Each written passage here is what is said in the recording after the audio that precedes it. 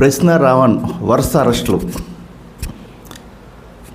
పక్కన పెడతాం. ఎందుకంటే అది అరెస్టులు జరుగుతూనే ఉంటాయి. ఇంక బెయిల్ వస్తున్నా మళ్ళీ అరెస్టులు జరుగుతూనే ఉంటాయి. వాళ్ళు బెయిల్ లేకపోతే వెళ్ళి కస్టడీలో ఉంటాడు, రిమాండ్ చేస్తారు. అది పక్కన పెడతాం. అది ప్రక్రియ, అది కొనసాగుతూనే ఉంటుంది. ఎందుకు కొనసాగుతూ ఉంటుందంటే నోటికి ఏదో వస్తే అది వాగడం వల్ల. దానికి మళ్ళీ కొంతమంది అక్రమ కేసులు అని మనోడికి మళ్ళీ సపోర్ట్ చేయడం ఒకటి. దేని అక్రమ అరెస్టులు అండి? వాడు మాట్లాడింది నిజం కదా, రాముని తిట్టింది నిజం కదా, పవన్ కళ్యాణ్ గారిని తిట్టింది నిజం కదా, చంద్రబాబు గారిని తిట్టింది నిజం కదా. వాడు ప్రశ్నిస్తారంటున్నాడు. ఏం ప్రశ్నించాడు చెప్పండి? దళిత సభను పెట్టారు. దళిత సభలు పెట్టి ఏం మాట్లాడుతున్నాడు అతను? రాముని తిడతాడా? రాముని ఇష్టం వచ్చాడు తిడతాడాడు? పవన్ కళ్యాణ్ గారిని తిడతారా? చంద్రబాబు గారిని తిడతారా? అరే నువ్వు క్వశ్చన్ చేయడానికి వచ్చావు, నువ్వు రాజ్యాంగబద్ధంగా నువ్వేం క్వశ్చన్ చేయాలనుకుంటున్నావు చెయ్యి, తప్పులేదు దాంట్లో. తప్పు నీకు పథకాలు ఏమైనా రాలేదా? నీకు అమ్మఒడి వచ్చిందా? తీసుకున్నావా? తీసుకోలేదా? దాని గురించి అడుగు. మీ ఇంట్లో ఏమైనా లేడీస్కి ఏమైనా ఫ్రీ బస్ పథకం ఏమైనా ఇబ్బంది అయిందా? దాని గురించి మాట్లాడు. లేదా రాష్ట్రంలో చాలా సమస్యలు ఉన్నాయా, నీ దృష్టికి ఏమైనా వచ్చిందా? ఆ సమస్యల గురించి మాట్లాడు. అది వదిలేసి పవన్ కళ్యాణ్ అట్లా, చంద్రబాబు గారు ఎట్లా, పవన్ కళ్యాణ్ గారు ఎట్లా, లోకేష్ గారు ఎట్లా, రాముడు అట్లా, రాముడు గురించి మాట్లాడటం ఏంట్రా నువ్వు? దేవుని గురించి మాట్లాడేంత రోడ్డువా నువ్వు? మళ్ళీ వీడికి కొంతమంది సపోర్టు. వైసీపీలో కొంతమంది మాజీ మంత్రులు వచ్చి ప్రెస్ మీట్లు పెట్టారు వీడి గురించి. మరి ఎంత దౌర్భాగ్యం చూడండి అది. మరి ప్రెస్ మీట్లు ఈరోజు చూసారా? మళ్ళీ వాడి రాసలేల వీడియోలు బయటకు వచ్చినాయి. ఇప్పుడు పెట్టమనండి ప్రెస్ మీట్లు. మరండి వాడి గురించి పెట్టమనండి ఇప్పుడు ప్రెస్ మీట్లు.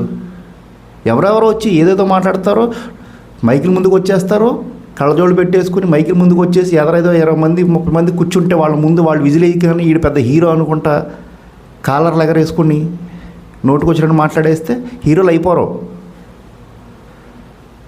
ఏది నోటికి ఏదో వస్తుంది మాట్లాడతారా మీరు? హిందూయిజాన్ని కించపరుస్తారా మీరు? హిందూ దేశంలో పుట్టి హిందూ దేశంలో బ్రతుకుతా హిందువుల గురించి ఇష్టం వచ్చినట్టు మాట్లాడుతూ హిందూ మనోభావాలు దెబ్బతీసుకుంటా, రాముని ఇష్టం వచ్చినట్టు మాట్లాడుకుంటా, మళ్ళీ ఏమంటే ప్రశ్నిస్తారంట. ఏం ప్రశ్నిస్తున్నావు నువ్వు దేని గురించి ప్రశ్నించావు చెప్పు? ఏం ప్రశ్నించావు చెప్పు? నువ్వు నీతిగా నిజాయితీగా ఏం ప్రశ్నించావు? ప్రశ్నారావణ్. మళ్ళీ ఇటు కొంతమంది సపోర్టు, ఇష్టం వచ్చినట్టు వాళ్ళు మాట్లాడతారు. ఇన్ని ఈ రోజు అలాగే వదిలేస్తే ఇలాంటి వాళ్ళు 100 మంది వస్తారు బయటికి. వచ్చి ఇంక ఇష్టం మిగతా దేవుని తిట్టుకుంటూ మొదలెడతారు ఇంకా రోజు. తప్పది. ఆగాలి, ఎక్కడో చోట ఆగిపోతే ఎట్లా? పెట్టి ఉన్నాయి ఇంకో 20-30 కేసులు, కొంతమంది 100 కేసులు ఉన్నాయి అంటున్నారు. మరి ఎంతవరకు నిజం ఏంటో చూడాలి. చాలామంది కేసులు పెట్టారు, కేసులు పెట్టాలి. ఇలాంటి వాళ్ళని ఇంకొంచెం సీరియస్ యాక్షన్ తీసుకోకపోతే కనుక ఇది చాలా దూరం నడుస్తుంది. ఇది ఈయన ఎలాగో వదిలేస్తే ఇంకో 100 మంది వస్తారు. 100 మంది వచ్చి ఇలాగే మాట్లాడతారు. నువ్వు రాజ్యాంగబద్ధంగా మాట్లాడటం నేర్చుకో. నీకు క్వశ్చన్ చేయడం వచ్చా? క్వశ్చన్ చేయి, సక్రమంగా క్వశ్చన్ చేయి.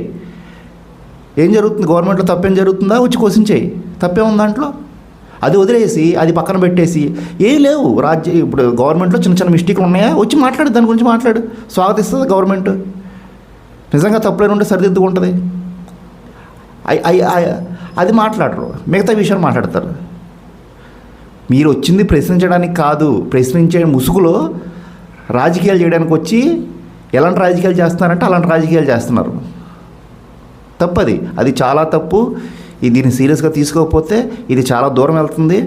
కాబట్టి దీన్ని చాలా సీరియస్గా తీసుకున్నారు. వీడి మీద కేసులు నడుస్తూనే ఉంటాయి. ఇంకా ఇది ఎంత దూరం వెళ్ళినా సరే వెళ్ళాల్సిందే. దీని మీద కఠిన చర్యలు తీసుకోవాల్సిందే. ఏదైనా చేయాల్సిందే. దీని గురించి ఆలోచించాల్సిన విషయమే. ప్రెస్ మీట్లు పెట్టడం ఏంటండి? వీడి గురించి ప్రెస్ మీట్లు పెడుతున్నారు. సిగ్గుండాలి కదా కనీసం ప్రతిపక్ష పార్టీకి. మాజీ మంత్రులు వచ్చి ప్రెస్ మీట్లు పెట్టడం ఏంటండి బాబు వీడి గురించి? ఈరోజు చూశారుగా, ఇప్పుడు పెట్టండి ప్రెస్ మీట్లు. ఈరోజు వచ్చినాయి కదా రాసలే వీడియోలు అడిగి, ప్రశ్న అడిగి ఇష్టం వచ్చినట్టు. అవి కనపడవా మీకు? ఏమంటే తప్పుడు కేసులు ఎవడి మీద తప్పుడు కేసులు పెట్టడం. బెయిల్ వచ్చేస్తుంది కదంటే నిజంగా తప్పుడు కేసులు పెడితే బెయిల్ రాదు. తప్పుడు కేసులు పెడితే నాన్ బెయిల్ కేసులు పెడతారు పెట్టాలనుకుంటే. అప్పుడు బెయిల్ రాదు. నిజాయితీగా కేసులు పెట్టారు, వాడు ఏం తప్పు చేశాడు దాని మీద కేసులు పెట్టారు కాబట్టి బెయిల్ వచ్చింది. నిజంగా తప్పుడు కేసు పెడితే బెయిల్ ఎందుకు వస్తుంది? రాదు, రానివ్వరు కూడా. తెలుసుకుని మాట్లాడాల్సిన విషయాలు ఇవన్నీ. తప్పది.